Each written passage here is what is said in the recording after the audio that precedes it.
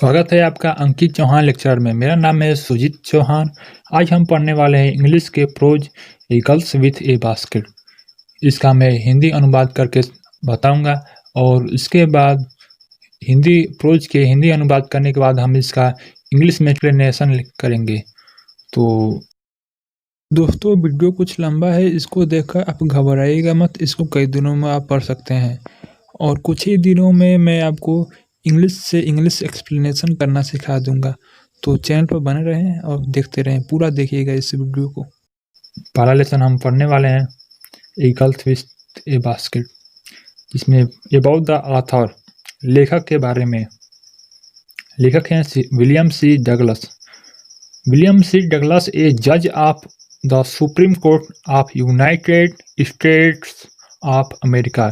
William C Douglas संयुक्त राज्य America के सुप्रीम कोर्ट के जज थे। विजिटेड इंडिया इन 1950 और 1950 में भारत घूमने आए, भारत को दर्शन करने आए। ड्यूरिंग हिज विजिट, अपने दर्शन के दौरान, he happened to travel from New Delhi to Ranikhet, उन्होंने अपने दर्शन के दौरान न्यू दिल्ली से रानीखेत यात्रा की। A hill station in the Himalaya, जो हिमालय पर एक हिमालय पर एक हिल्स स्टेशन है। He was realistic and supporter of the labour, वे सामरिकों के सपोर्टर थे। He also loved self respect and self confidence, उन्होंने हमेशा आत्म सम्मान एवं आत्मविश्वास को से प्यार किया, यानी उन्हें आत्मसम्मान और आत्मविश्वास से लगाव था। He was fascinated and charmed with the natural beauty of India, उन्हें भारत की प्राकृतिक सुंदरता और आकर्षण उन्हें मोहित कर दिया था। A girl with a basket is once of his famous essay. Girl with a basket उन सभी उनके प्रसिद्ध निबंधों में से एक निबंध है। अबाउट द लेसन, इस लेसन के बारे में। A girl with a basket has written by William C Douglas, who came to India after the partition of the country in 1950। जब भारत और पाकिस्तान का विभाजन हुआ था 1950 में, उस दौरान जब विलियम सी डगलस भारत घूमने आए, उसी दौरान उन्होंने a girl with a basket निबंध लिखा। ऐसे लिखा, एट दैट टाइम, उस समय, India was full of refugees who were driven away by the communal fanaticism of Pakistan. Bharat शरणार्थियों से पूरी तरह भरा हुआ था। हु वर्क ड्राइवन अवे, जो खदेड़े गए थे, जो भगाए गए थे। By the communal fanaticism of Pakistan, Pakistan के धर्म कट्टरता के कारण खदेड़े गए थे भारत में। जब भारत पाकिस्तान में विभाजन हुआ तो धर्म के अनुसार, जैसे हिंदू धर्म मुस्लिम धर्म के अनुसार, मुस्लिम धर्म को पाकिस्तान में तथा हिंदू धर्म को हिंदुस्तान में, यानी भारत में खदेड़ा गया था। He has a unique experience at once of the railway station, उस विलियम सी डगलस के पास, उनके पास एक अद्भुत अनुभव था। At once of the railway station, उस रेलवे स्टेशन पे उनका एक अद्भुत अनुभव था। Many refugee children were selling small articles like basket and fans. बहुत शरारती बच्चे वर सेलिंग, बेच रहे थे, small article like basket and pen, पंखे और छोटे टोकरियाँ जैसे बहुत छोटे छोटे वस्तुओं को बहुत शरारती बच्चे बेच रहे थे। He was impressed with a little girl of 9 years. लेखक यानी उन्होंने एक 9 वर्ष की नन्ही लड़की पर इम्प्रेस हो गए। उन 9 वर्ष की नन्ही लड़की से वे पूरी तरह प्रभावित हो गए। This essay is the recollection of the variable experiences. यह essay a gulf with a basket William C Douglas का एक बहुत महत्वपूर्ण अनुभव पर आधारित ये एसन है, यानी बहुत महत्वपूर्ण अनुभव का रिकलेक्शन यानी समूह है। तो चलिए हम पढ़ते हैं इसको। I had left New Delhi for the Himalayas. मैंने हिमालय के लिए न्यू दिल्ली को छोड़ दिया। I was going as far as Bareilly by train and then by car to Ranikhet, an old British Army hill station located on a 6,000-foot ridge opposite a 120 miles stretch of snow-capped Himalayas.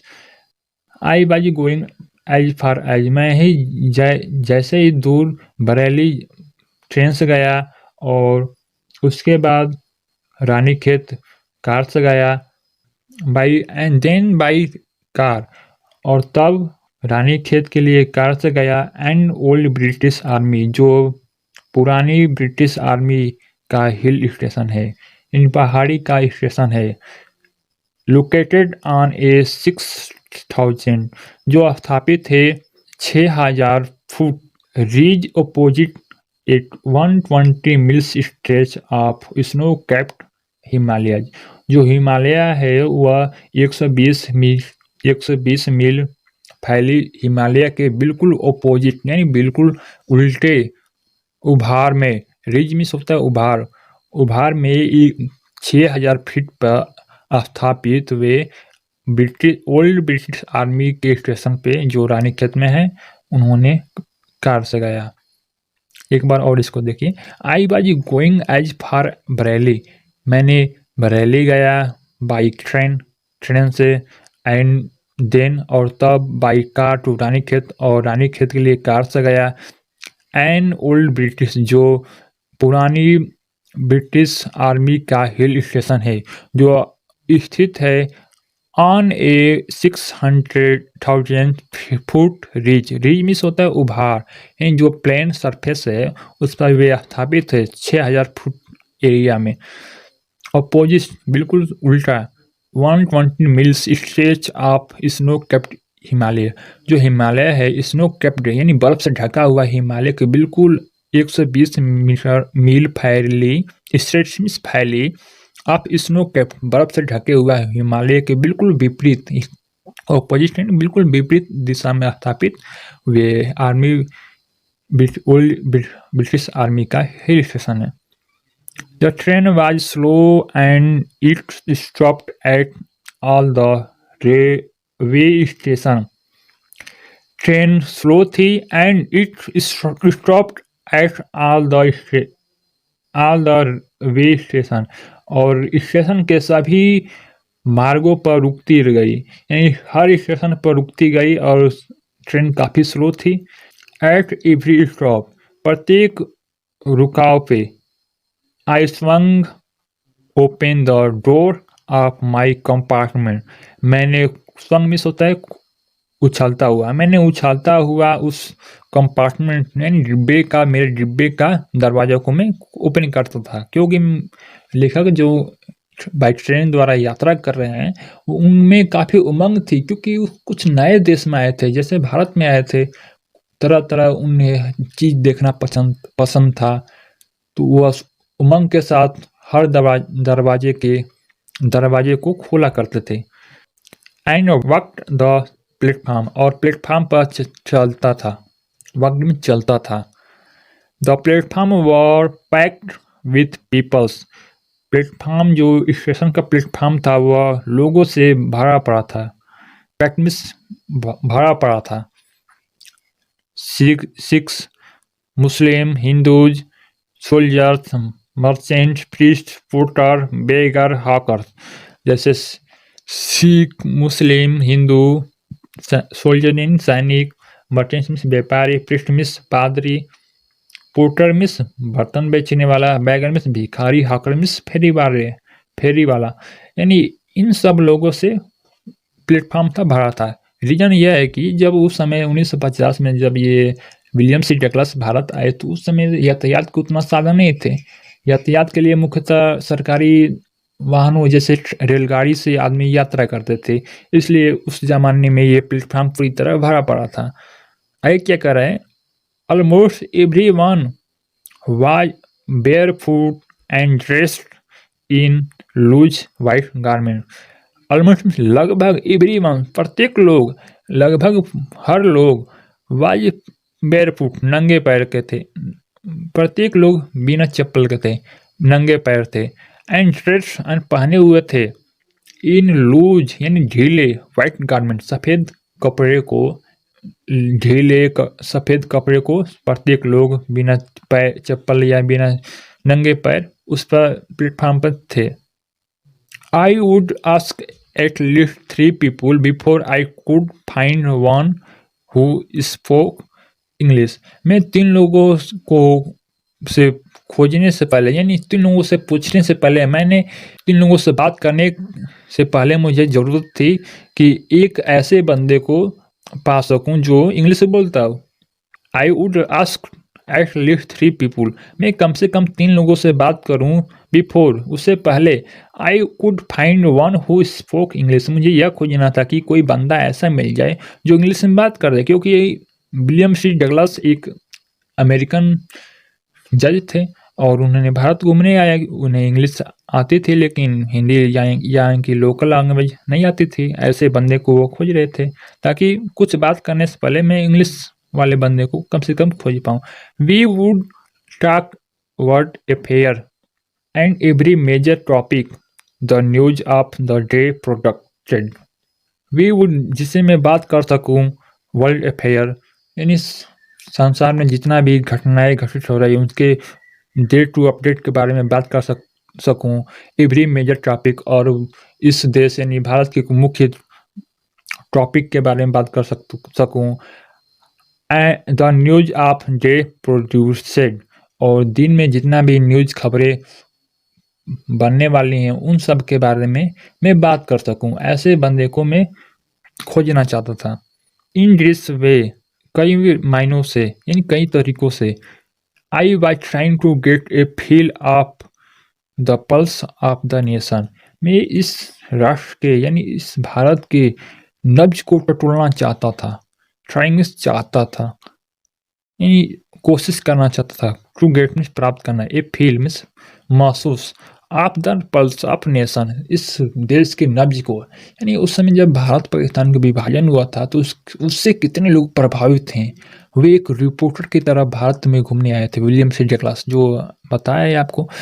तो वे भारत की नब्ज को टटोलना चाहते थे, इसलिए वे हर खबर को जानना चाहते थे। इसमें क्या माहौल है, क्या स्थिति है विभाजन के बाद।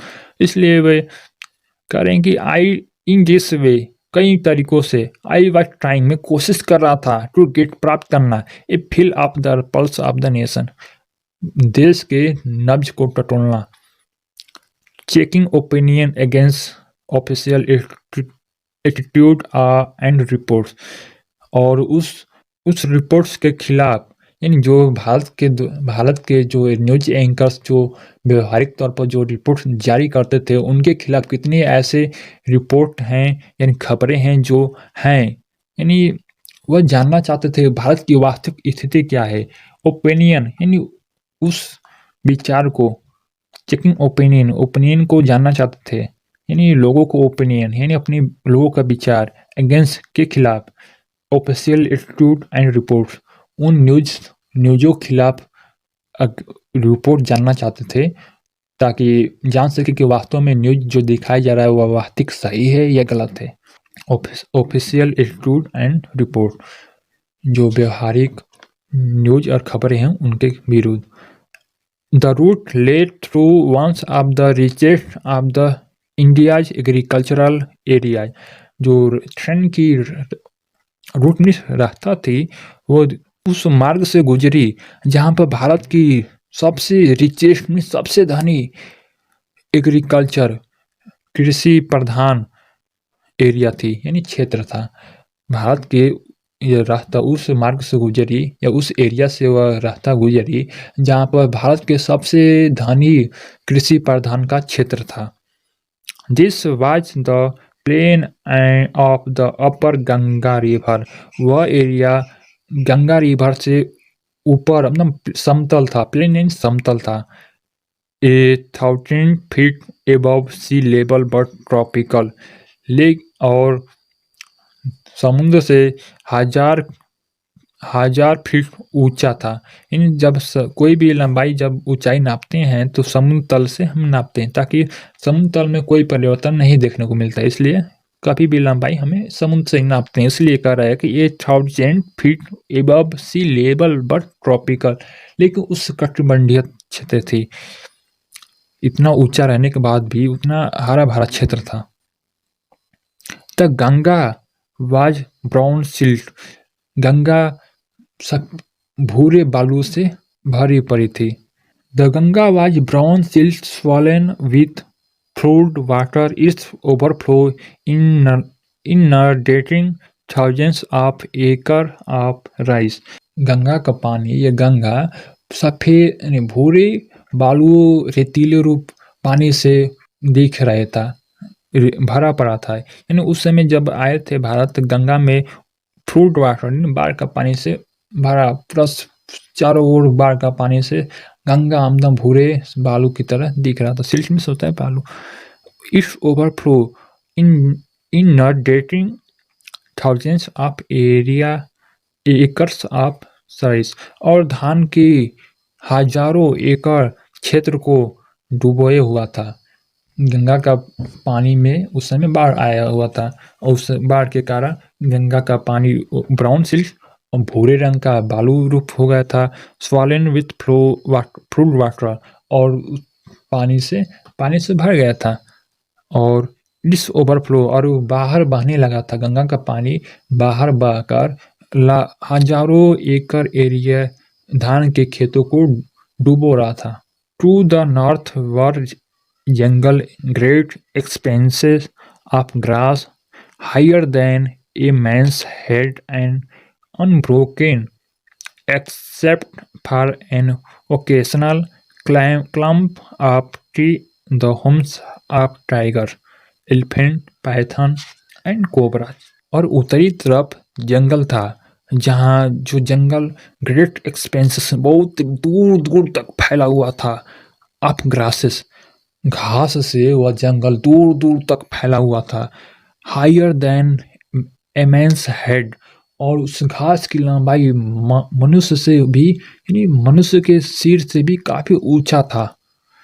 एंड और unbroken except for an occasional clump of tree, और अनब्रोकन मीन्स कंटिन्यू, निरंतर, except for the occasional clump of tree, the homes of tiger, और उस पेड़ के कतारों से भरा हुआ था। क्लम्प मीन्स होता है समूह, ग्रुप, यानी पेड़ के ग्रुपों से निरंतर वह जंगल लगा हुआ था। यानी ऐसा कभी ना देखने को मिलता था कि ब्रोकन है, यानी बीच से कटा हुआ है, यानी बीच में कोई खाली रह गया है। यानी जो जंगल था वह घास से काफी ऊंचा ऊंचा घास थी, जो मानव के सर से भी ऊंचा घास थी, और अनब्रोकन यानी निरंतर पेड़ों का समूह वहां पर दिख रहा था। द होम्स ऑफ टाइगर, जो चीता का घर था, एलिफेंट और हाथियों का घर था, पाइथन एंड कोबरा, और पाइथन और कोबरा जैसे सांपों का घर था। जंगल जो रूप चारों ओर से पेड़ों से भरा पड़ा था, वह tiger, elephant, cobra and Python जैसे जहरीली खतरनाक जानवरों से भरा पड़ा था। Everywhere else there was flat land running to the horizon, but dotted here and there by the sacred banyan trees or by rows of pakar trees shaped like elm and having thick twisted trunk। Everywhere, हर जगह, जैसे कि जैसे जैसे train आगे की ओर जा रही थी, तरह तरह का क्षेत्र उन लेखक को देखने को मिल रहा था। तो उनमें से ऐसा क्षेत्र दिख रहा है इनको। Everywhere else there was flat land, जमीन जो क्षेत्र दिखाई दे रही वे एकदम चपटी है, एकदम दूर दूर तक चपटी है, यानी समतल है। Up to the horizon.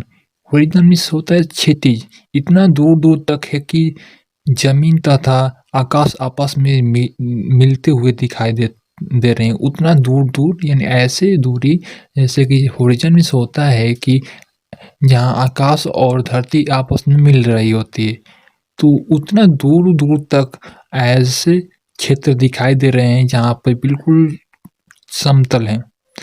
But लेकिन डॉटेड हेयर एंड देयर, लेकिन यहाँ वहाँ डॉटेड है, बिंदुवत रूप में है, बाई द सेक्रेड बनियान ट्रीज, पवित्र बरगद के पेड़ों द्वारा।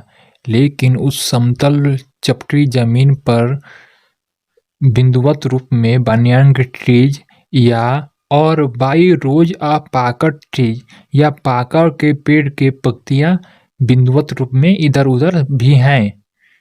Shaped like Elm and having thick twisted trunk, और ऐसे उनका आकार है, उन पाकर और बनियान के ट्रीज के ऐसे शेप है, ऐसा आकार है, लाइक एल्म, जैसा कि एल्म का ट्रीज हो, जैसा कि एल्म का ट्रीज हो, and having thick twisted trunk, और उसका धड़ है, यानी पेड़ का जो मेन रूट है, मेन स्टेम है, यानी जो तना है, वो बिल्कुल टेढ़ा है और मोटा है। ऐसे बरगद का और या पाकर का आप जब वृक्ष देखेंगे तो बिल्कुल सीधा नहीं रहता है, वे बीच में मोटा और टेढ़ा रहता है, ट्विस्टेड रहता है, यानी टेढ़ा रहता है। Hot humid air was moving in from the south west, गर्म और आर्द्र हवाएं जो मूविंग यानी चल रही थी, in from the south west, दक्षिण पश्चिम की दिशा से, दक्षिण पश्चिम की दिशा से गर्म और आर्द्र हवाएं चल रही थी। मंकी, बंदरों, सम ऑफ देम मदर्स, उनमें से माताओं, इन बंदरों में से माताओं, with babies clinging to them and riding underneath swung of trees at the station looking for food, उनमें से बंदरों, उनमें से खासकर माताएं, विथ बेबीज, अपने बच्चे के साथ, क्लेंचिंग, अपने बच्चे को चिपकाए हुए थी, टू देम, अपने आप में। जब बंदर की माताएं होती है, बंदर को अपने साथ अपने शरीर में चिपका कर रखती है। तो वही कह रहा है कि मंकीज, सम ऑफ देम, उनमें से माताएं, with babies clinging to them, अपने पास अपने बच्चे को यानी बेबीज को चिपकाए हुए थे, एंड राइडिंग अंडरनेथ, और नीचे की तरफ लटकाए हुए थे, swung of trees at the station, और उस स्टेशन यानी रेलगाड़ी के स्टेशन पे इधर से उधर कूद रही थी, यानी छलांग लगा रही थी। जो बंदरों में जो माताएं बंदर हैं, वे अपने बच्चे को अपने नीचे यानी पेट पे लटकाए हुए इस पेड़ के डाले से उस पेड़ पर छलांग लगा रही थी, उस स्टेशन पे, लुकिंग फॉर फूड, और भोजन की तलाश कर रही थी। द विलेजेस वी पास, वे गाँवें जहाँ से मैं गुजरा, had walls made of mud mix with water and cow dung। वे गाँवें जहाँ से मैं गुजरा, हैड, उनके दिवाले थे, हैड walls made, उनके दिवाले बने हुए थे, made of mud mix with water and cow dung means गाय का गोबर, एंड वाटर, और पानी से। जो वे गाँव में जहाँ से मैं गुजरा, उस गांव के घरों के दिवाले गाय के गोबर और पानी से मिश्रित मड यानी मिट्टी से बने हुए थे। There peak roof were thatched bundle of grasses tied to bamboo poles stretch across the rafters, और उन घर की जो पिक यानी छोटिया थी, पिक्ड रूफ घर की जो रोपनी छत होता है, उस घर की जो छत का चोटियाँ थी, वह थैच, वे छप्पर की बनी थी। वे छप्पर की थी। बंडल्स ऑफ ग्रास, जो घास के बंडल यानी समूहों से बंधी हुई थी, साइड में बंधी हुई थी। टू बम्बू पोल्स, बम्बू पोल के सहारे स्ट्रेच अक्रॉस द रफ्तार, और बलिया पर बलियों पे उस बांस से बंधी हुई बांस बांस पे घास की बंडल से बंधी हुई वह उस बलियों पर फैली हुई थी। ये जो घर का छत था वह छप्पर का बना हुआ था, जो घास और बम्बू और बल्ली से बना हुआ था। That day the pumpkin vine that grew over them were in bloom, trailing streaks of yellow over trap wall. That day, उस दिन, द पम्पकिन वाइन, पम्पकिन यानी कद्दू के जो लताएं थी, डेट ग्रेव, बढ़ी हुई थी, उगी हुई थी, ओवर देम, उनके ऊपर, उस घर के ऊपर कद्दू की लताएं उगी हुई थी। वर इन ब्लूम, और उसमें फूल आ चुका था, उस कद्दू की लताएं में फूल आ चुका था।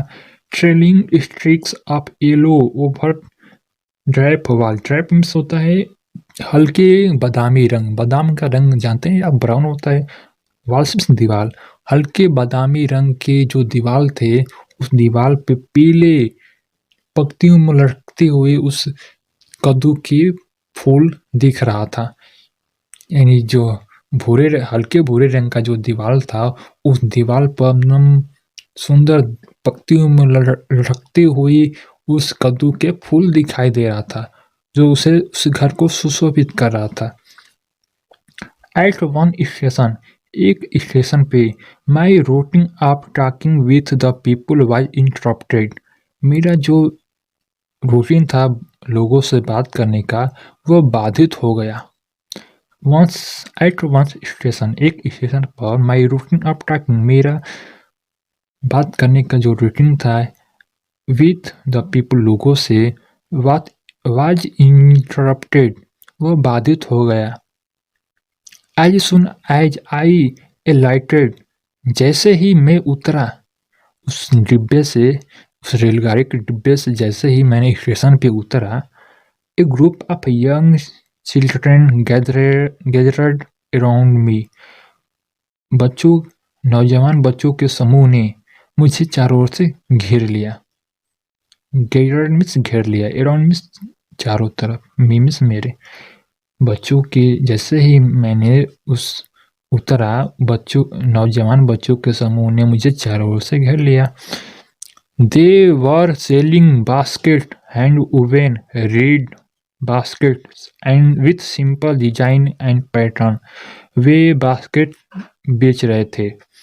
हैंड वुवेन, हाथ से बना हुआ बास्केट। रीड बास्केट, नरकुल से बने हुए basket. With simple design and pattern, और जो सिंपल डिजाइन और पैटर्न का बना हुआ था। यानी ऐसे बास्केट बेच रहे थे जो खुद हाथों से बनाए हुए हैं और सिंपल डिजाइन वाले हैं, जो मुझे बिल्कुल पसंद नहीं आ रहा था। They held the basket high, वे बच्चे उस बास्केट को ऊंचे, अपने हाथों से ऊंचे किए हुए थे। आप जब भी देखते हैं कोई भी बेचने वाला होता है, उस सामान को ऊंचा करके, यानी सिर पर या हाथ से ऊपर उठाकर बेचता है, ताकि दूर से ही दिख जाए कि मैं क्या बेच रहा हूँ और लोग खरीद सकें। इसलिए वे भी बच्चे क्या कर रहे थे कि दे हेल्ड द बास्केट हाई, उस बास्केट को यानी टोकरी को ऊंचे उठाए हुए थे। शाउटिंग वर्ड, और चिल्ला चिल्ला कर बोल रहे थे। आई डिड नॉट नो, मैं उस शब्द को यानी उस भाषा को मैं समझ नहीं पा रहा था, क्योंकि वे वे अमेरिकन थे, जो जिन्हें इंग्लिश आती थी, हिंदी नहीं आती थी या उर्दू, इसलिए वे इन बच्चों की भाषा को नहीं समझ पा रहे थे। आई डिड नॉट नो, मैं समझ नहीं पा रहा था। बट लेकिन कन्वेइंग अनमिस्टेकली देयर डिजायर, लेकिन मैं उनके इच्छाओं को पूरी तरह समझ पा रहा था। मैं उनकी भाषाओं को समझ नहीं पा रहा था, लेकिन मैं उनके विचारों को पूरी तरह बिना त्रुटि रहित समझ पा रहा था। क्या चाहते हैं वे बच्चे? These were refugee children. वे शरणार्थी बच्चे थे। वे शरणार्थी बच्चे थे। When partition between India and Pakistan was decreased, hundreds of thousands of people pulled up their roots and changed their residence. जब पार्टीशन में बंटवारा बिटवीन बीच में जब भारत और पाकिस्तान का बंटवारा हुआ था, तो वाज डिक्लेयर, तो ये डिक्लेयर करके, डिक्रीज का अर्थ होता है डिक्लेयर, यानी घोषित कर दिया गया था कि हजारों से लाखों, सैकड़ों से हजारों लोग अपने रास्ते को चल दिए जाएंगे और अपने घर को छोड़ना होगा। यानी वो फैसला ले लिया गया कि हजारों से, सैकड़ों से हजारों लोग अपने रास्ते और अपने घर को छोड़कर भारत चले जाएंगे या भारत से पाकिस्तान चले जाएंगे। When partition between India and Pakistan was decreed, जब भारत और पाकिस्तान का बंटवारा हुआ तो यह डिक्लेयर हो गया कि, यानी घोषित हो गया कि hundred of thousands of people, सैकड़ों से हजारों लोग, pulled up their roots, अपने रास्तों को ले लिए जाएंगे, अपने रास्तों को चल दिए जाएंगे। यानी अपने जो रास्ता है उनका, यानी अगर भारत से पाकिस्तान जाना तो उनका जो रास्ता है भारत से पाकिस्तान जाने के, उधर चले जाएंगे, उधर अपनी रवानगी कर लेंगे, यानी रास्ते को ले लिए जाएंगे। And change their resident means होता है घर, और अपने घर को बदल देंगे, यानी अपने नए निवासी को प्रस्थान करेंगे। 9 million people left Pakistan and come to India. 9 million, 9 million, 1 million में 10 लाख होता है, तो 9 मिलियन में 90 लाख लोग पाकिस्तान को छोड़ दिए और केम टू इंडिया, और भारत चले आए। Driven by the fear of religious fanaticism, और जो भगा दिए गए, भय से भगा दिए गए, ऑफ रिलीजियस फैनेटिज्म, धार्मिक कट्टरता के भय से वे भगा दिए गए या भाग के चले आए थे। 90 लाख से अधिक लोग पाकिस्तान को छोड़कर भारत चले आए थे। धार्मिक कट्टरता के भय के कारण वे चले आए थे। They were poor people to start with. वे बहुत गरीब लोग थे। To start with, they were poorer as they began their long trek. अब ट्रेक में होता है बैलगाड़ी की यात्रा।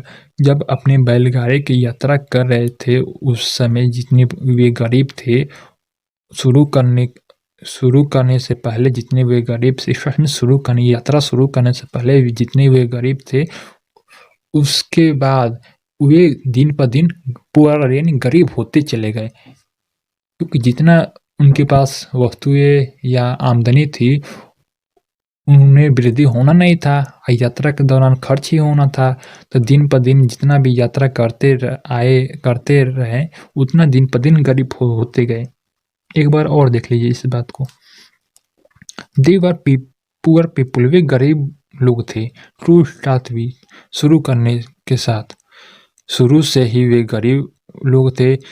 दे वर पुअरर एज दे बिगेन, और वे गरीब होते चले गए। दे बिगेन, वे शुरू किए। देयर लॉन्ग, जब अपनी यात्रा को बैलगाड़ी पे शुरू किए, जैसे जैसे साधनों पे शुरू किए, वे और गरीब होते चले गए।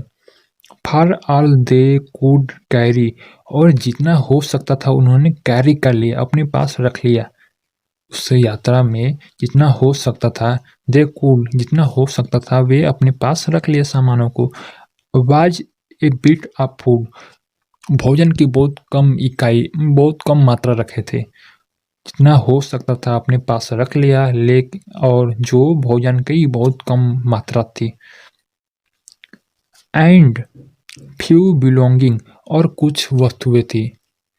जब जब वे लोग अपनी यात्रा शुरू किए तो वे तो गरीब थे, पहले से ही गरीब थे। यात्रा के दौरान और गरीब होते चले गए।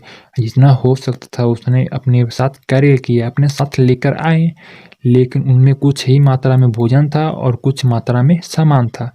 सुन जल्दी दे वर आउट ऑफ फूड, जल्दी ही वे भोजन से बेदखल, यानी भोजन की कमी उन्हें हो गई। जल्दी ही उन्हें भोजन की कमी हो गई। अब आप ही समझ सकते हैं एक व्यक्ति कितना अपने साथ वस्तु को या भोजन को ले जा सकता है। उस समय समझ सकते हैं कितना समस्या लोगों के बीच आई होगी। भारत पाकिस्तान का फैसला लेना तो आराम से उन लोग ले लिए हैं, जितना भी प्रधानमंत्री, जितना भी शासित करने वाले लोग हैं। लेकिन लोगों पर क्या बीतती है वो लोग ही जानते हैं ना। वे तो फैसला लेने में कोई भी कमी नहीं करते हैं। आप एग्जाम्पल खुद ही यहाँ पर कोरोना में आप समझ सकते हैं, मजदूर भी घर वापस आए, इनका भी हालात बिल्कुल वैसे ही था जैसे कि भारत पाकिस्तान के दौरान जब लोग अपने अपने देश छोड़कर दूसरे देश अस्थायी शरणार्थी के रूप में आए। वे भी इधर उधर कोई भी साधन ना था, पैदल। आप इसमें भी देख सकते हैं कि कोरोना के बीच लोग जंगलों से होते हुए अपने घर आए।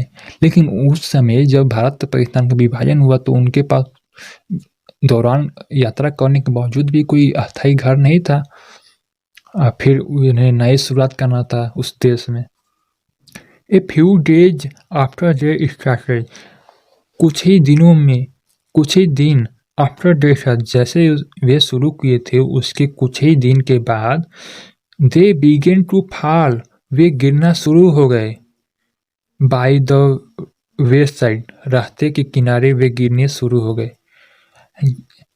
ए फ्यू डेज आफ्टर, अपने यात्रा शुरू करने के कुछ ही दिनों के बाद वे रास्तों के किनारे गिरने शुरू हो गए।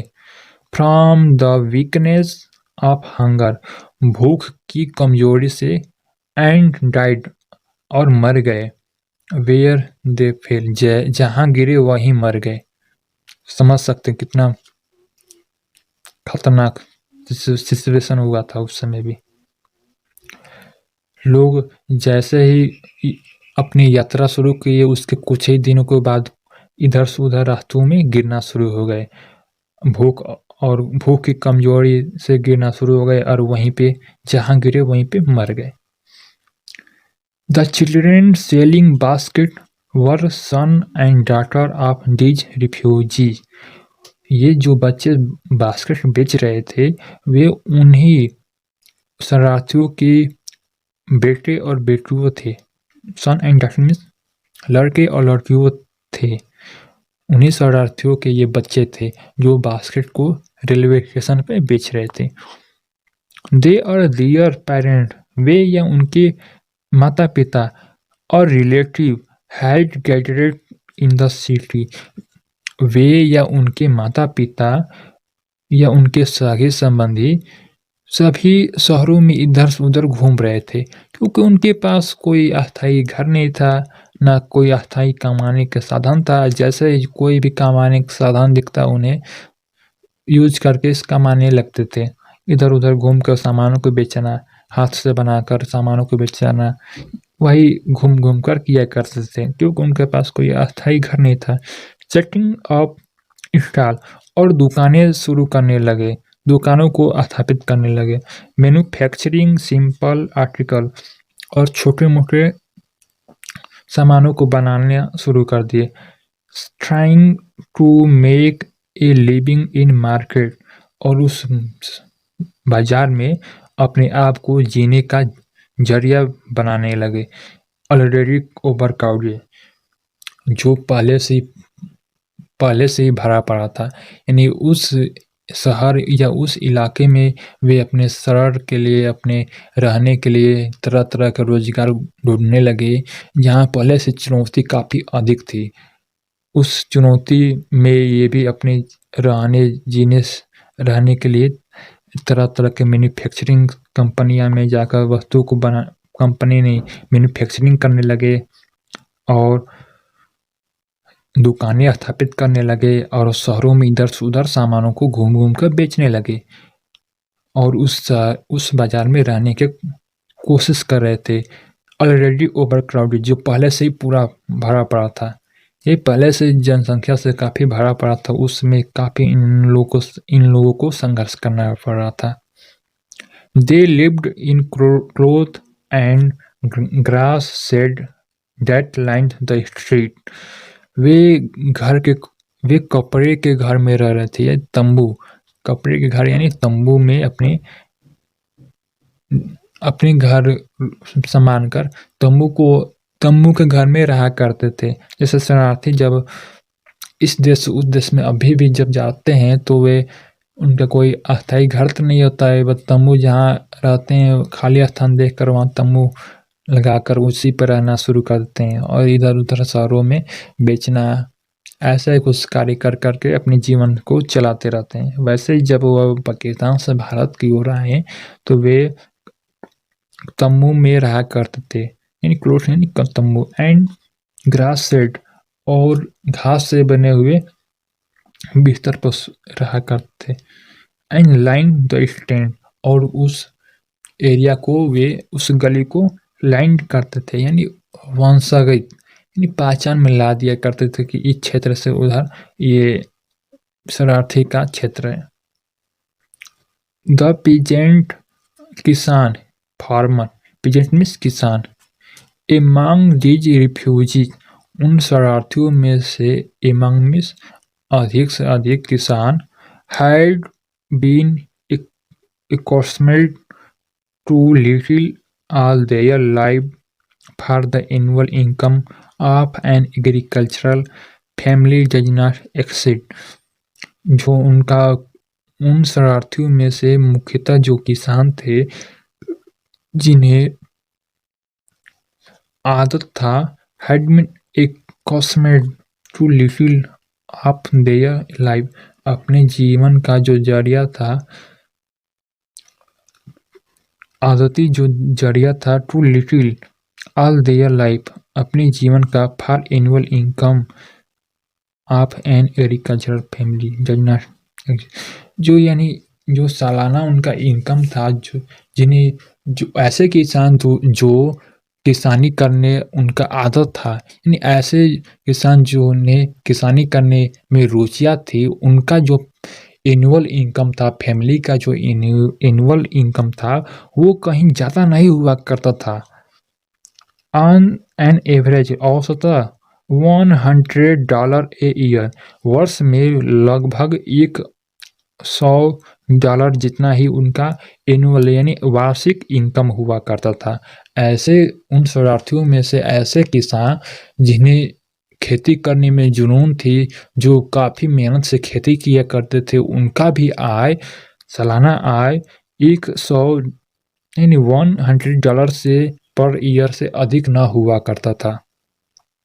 The average unskilled laborer makes 30 cents a day or less than $2 a week. जो बिना पढ़े लिखे जो लेबर थे औसतः बिना पढ़े लिखे लेबर दिन के $30 बना पाते थे यानी कमा पाते थे और लेस देन $2 ए वीक या सप्ताह के $2 से भी कम।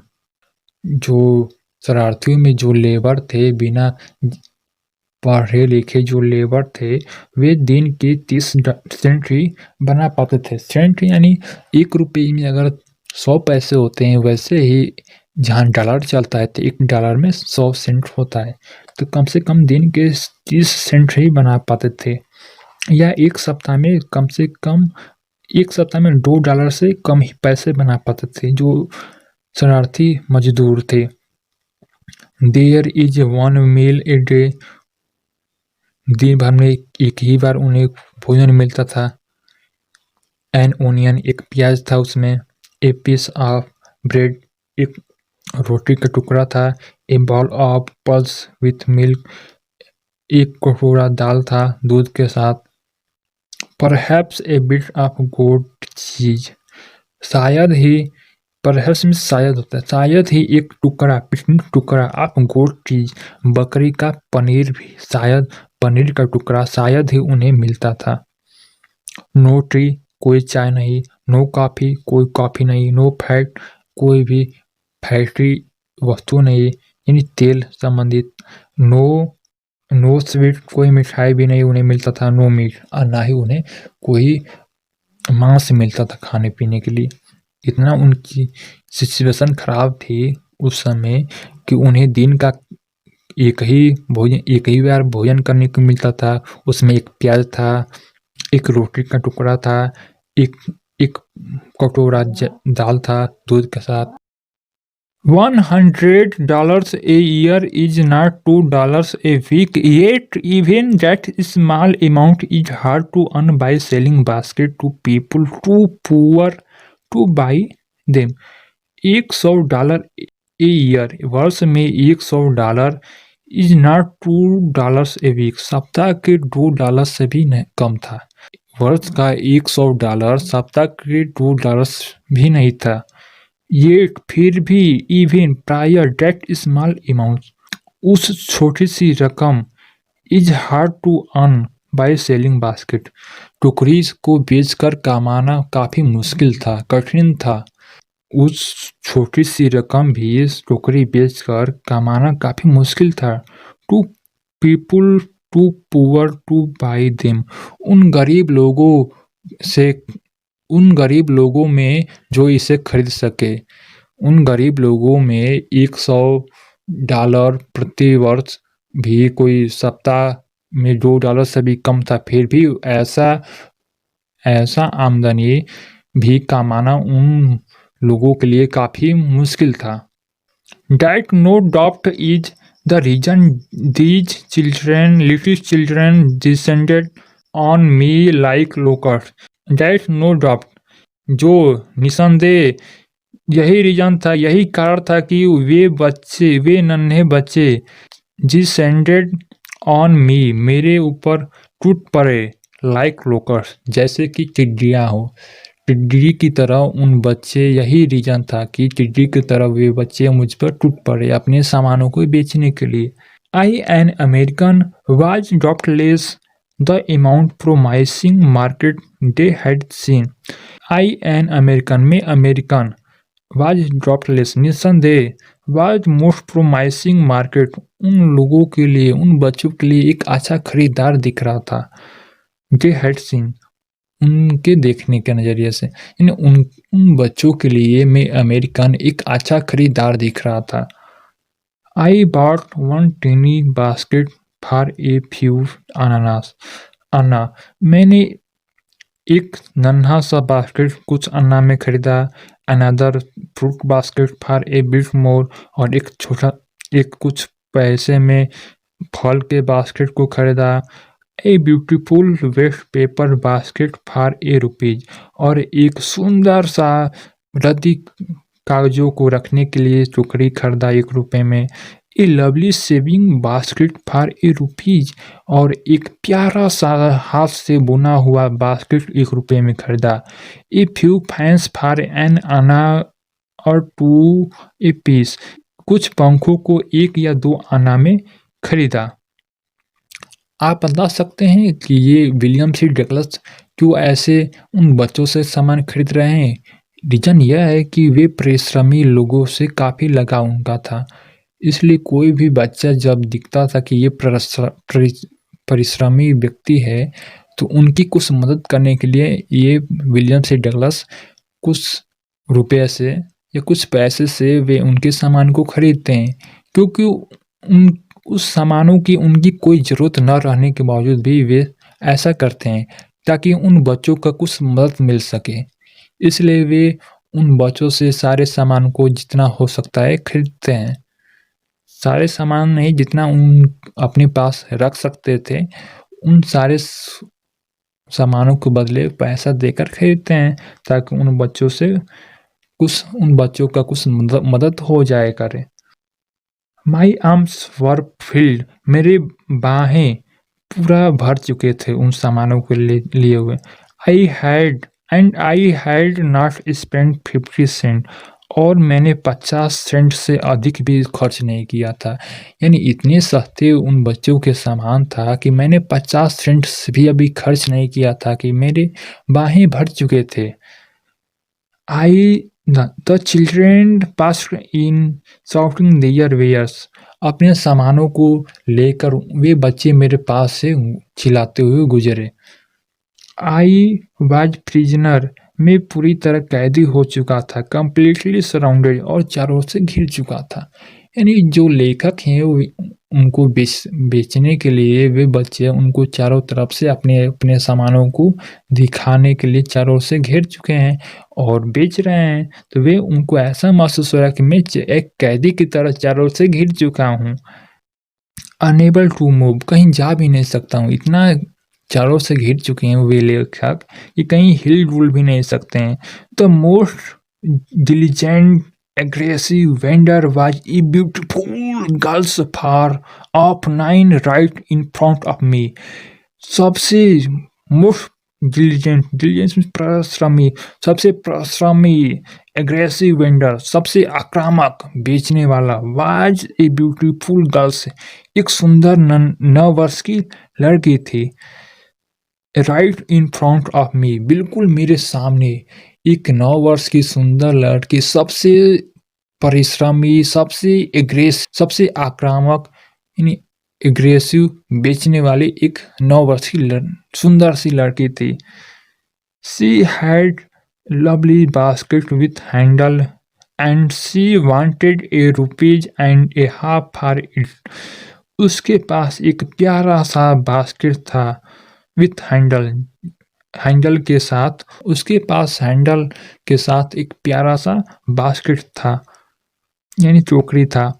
She wanted a rupees and a half, वे 1 रुपये और आधा रुपये यानी 1.5 रुपये करीब चाहती थी।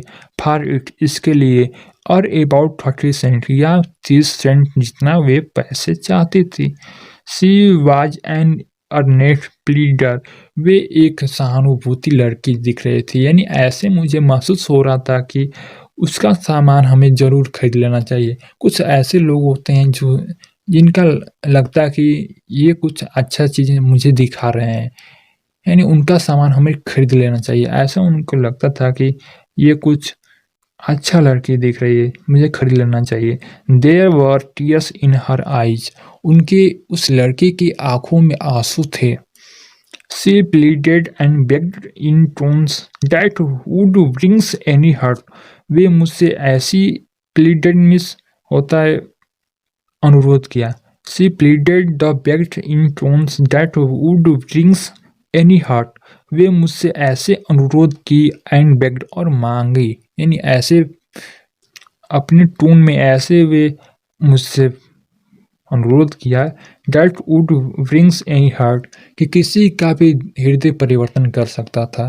उसकी आवाज़ में इतना जादू था, उस बेचने का तरीका उस लड़की के अंदर इतना लाजवाब था कि किसी के हृदय परिवर्तन कर सकता था, यानी कोई ना चाहने के बावजूद भी उसके सामान को खरीद सके।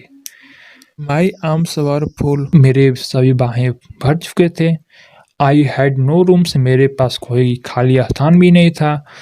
लेट एलॉन्ग एनी नीड, और मुझे कोई आवश्यकता भी नहीं था। फॉर एनी बास्केट, कोई टोकरी की मुझे आवश्यकता भी नहीं था।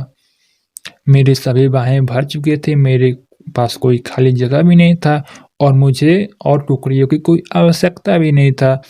Balancing my basket and fans on my left arms, अपने बाएं हाथ में मैंने टोकरियों और पंखों को बैलेंसिंग करते हुए यानी संभालते हुए, I reached in my right coat pocket, मैंने अपने कोट के पैकेट दाएं और कोट के पैकेट में अपने हाथ को पहुंचाया है, यानी मैंने पहुंचा। And got a handful of change, और खुदरों का मुट्ठी भर खुदरे मैंने लिया। Perhaps 15 cent in all which, शायद 15 सेंट सब मिलाकर थे। I deposit in the basket that, मैंने उस बास्केट के लिए उसको आधा कर दिया। जो लड़की मुझे बास्केट बेच रही थी, उस बास्केट के बजाय मैंने 15 सेंट उसको दे दिया। That the youngs girl held imploringly before me, जो मुझे प्रार्थना पूर्वक उत्साहपूर्वक मुझसे प्रार्थना कर रही थी उस बास्केट को खरीदने के लिए, उस बास्केट के बजाय मैंने उसको 15 सेंट दे दिया। I tried to explain that, मैंने यह समझाने का कोशिश किया दैट कि I could not buy the basket, मैं तुम्हारा टोकरी को खरीद नहीं सकता हूँ क्योंकि मेरे सारे बाह भर चुके हैं और मेरे पास और कोई खाली जगह भी नहीं है ताकि मैं और टोकरी खरीद के अपने साथ ले सकूं। But extended the gratuity as a substitute, extended लेकिन मैंने दिया द ग्रेविटी दान के रूप में, एज ए सब्स्टिट्यूट जो मेरे पास एक विकल्प ही था। मेरे पास बस यही विकल्प था कि मैं उस लड़की को टोकरी के बजाय दान के रूप में कुछ पैसे दे दूं, क्योंकि मेरे पास और कोई जगह ही नहीं था ताकि और टोकरी को खरीद कर रख सकूं। तो उस लड़की के टोकरी के बजाय मैंने उसको 15 सेंट दे दिया। I realise at once what offence I had given, मैंने महसूस किया एट वंस तुरंत, फौरन मैंने तुरंत महसूस किया what offence I had given, मैंने क्या अपराध कर दिया है। मैंने महसूस किया कि मैंने क्या अपराध कर दिया देकर, उस लड़की को देखकर मैंने क्या अपराध कर दिया, मैंने ऐसा महसूस किया। The girl, this child of 9 dressed in rage and on the edge of starvation, raised her chin, reached into the basket, and with all the pride and graciousness of a lady, handed the money back to me. वह 9 वर्ष की लड़की with all the pride, सभी गौरव के साथ, इन गौरव के साथ वह 9 वर्ष की लड़की ग्रेसियसनेस ऑफ लेडी, महिला का विनम्र पूर्वक और गर्व के साथ वो लड़की। The child of 9 dress in rags, वह 9 वर्ष की लड़की ड्रेस इन रेज, चिथरे कपड़े पहने हुए, and on the edge of starvation, और भूख से मरी दिखती वह लड़की। रिच हर्टिन, अपने ठुड्डी यानी मुंह के निचला जो हिस्सा है यानी चीन यानी ठुड्डी को ऊपर उठाई, रिच इनटू द बास्केट, और अपनी टोकरी के पास गई, पहुंची। And with all the pride and graciousness of a lady, और महिला का विनम्र पूर्वक और गर्व के साथ, handed the money back to me, मुझे पैसा वापस कर दी। यानी वो लड़की दिखने में बिल्कुल चिथरे कपड़े पहनी हुई और साथ में ऐसे दिख रही थी कि जो भूख से मर रही हो। यानी उसकी हालत बिल्कुल खराब थी, कपड़े भी खराब पहने थे, लेकिन उसके अंदर गर्व था कि मैं बिना किसी बदले पैसे ना लूंगी, इसलिए वह गर्व और विनम्र पूर्वक मुझे पैसे वापस कर दी। There was only one thing I could do, एक ही वस्तु था जो मैं कर सकता था। मेरे पास सब विकल्प खत्म हो चुके थे क्योंकि वह लड़की मुझे वापस कर दी थी वे पैसे को जो मैंने उसको दान के रूप में दिए थे, और मेरे पास सिर्फ एक ही विकल्प था उस लड़की को पैसे देने की। आई बॉट द बास्केट, मैंने उस टोकरी को खरीदा। मजबूर हो गए हम, ताकि मेरे पास सभी विकल्प खत्म हो चुके थे क्योंकि वो लड़की बिना बास्केट खरीदी पैसा लेना नहीं चाहती थी, और मेरे पास सिर्फ एक ही विकल्प था कि मैं उस टोकरी को खरीदूं। तो आई बॉट द बास्केट, मैंने टोकरी खरीदा। सी वाइप्ड हर आईज, और उसने अपनी आंखों को पोंछा, यानी उसके आंखों में आंसू थे। Smiled and dress down the platform और मुस्कुराई और दौड़ते हुए प्लेटफॉर्म से नीचे उतरी। He did for some grass hut। उस झोपड़ी में वे कुछ पैसे बढ़ोतरी कर पाई। उस झोपड़ी के लिए वे कुछ पैसे जुटा पाई। That would have at least 30 cent that night। उस झोपड़ी यानी उस घर के लिए जिस घर से वे आई थी, उस घर के लिए उस रात कम से कम 30 रुपए आ गए थे। यानी वो लड़की जब उन लेखक को यानी विलियम सी डगलस को अपनी टोकरी बेच देती है, तो उसके कम से कम 30 सेंट उसके घर तो आ ही जाते हैं। I told this story a prime minister Pandit Jawaharlal Nehru.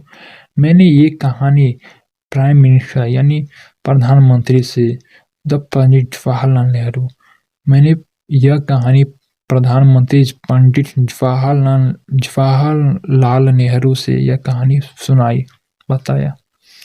I told him, मैंने उन्हें बताया। It was once reason I had fallen in love with India.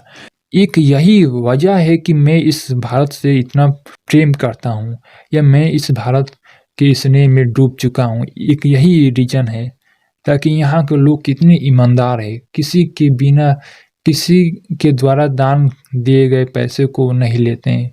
वे काफ़ी परिश्रमी यहाँ के लोग हैं। वे बिना वजह के किसी का पैसा भी नहीं लेते हैं। यही वजह है कि मैं इस भारत से काफ़ी प्यार करता हूँ। द पीपुल आई सा इन इंडिया, वे लोग जो मैंने भारत में देखे। डोज इन द विलेज, या तो उन गाँवों में, एज वेल एज, और भी, डोज इन हाई ऑफिस, उस शहरों में। हैव बोथ, दोनों जगह, pride and lively sense of decency and citizenship, उन दोनों जगह।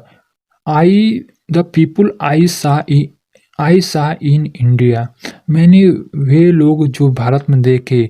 दोज इन द विलेज, उन गाँवों में, एज वेल एज, और भी, दोज इन हाई ऑफिस, या उन शहरों में। हैव बोथ, उन दोनों में, pride and lively sense of decency and citizenship, उन दोनों में गर्व और अच्छे मैनर यानी मर्यादा से जीने का तरीका और एक नागरिकता, इन दोनों जगह काफ़ी मुझे दिखने को मिलती थी। यानी ये गाँव में देखें या शहर में, गाँव या शहर दोनों जगह के लोग में काफ़ी गर्व था, और वे हर काम मर्यादा से जीने में उनको आनंद मिलता है, और वे एक अच्छा नागरिकता का पालन भी करते हैं वे लोग। They also have a passion for independence, उनके पास स्वतंत्रता के प्रति काफ़ी जुनून भी था। दे ऑल्सो हैव, उनके पास, ए पैशन, जुनून था, फॉर इंडिपेंडेंस, स्वतंत्रता के प्रति। यानी 1-2 वर्ष पहले ही भारत जब आज़ाद, उससे यानी 1947 में जब भारत आज़ाद हुआ था, तो उस दौर में उन लोगों के अंदर काफ़ी जुनून था, क्योंकि अभी भारत आज़ाद हुआ था, तो उनके अभी अंदर जुनून था एक अच्छा नागरिक होने का। This beautiful child born in squalor and poverty, वे सुंदर बच्ची, born in squalor and poverty, उस गंदे वातावरण में जन्म ली थी और गरीबी में।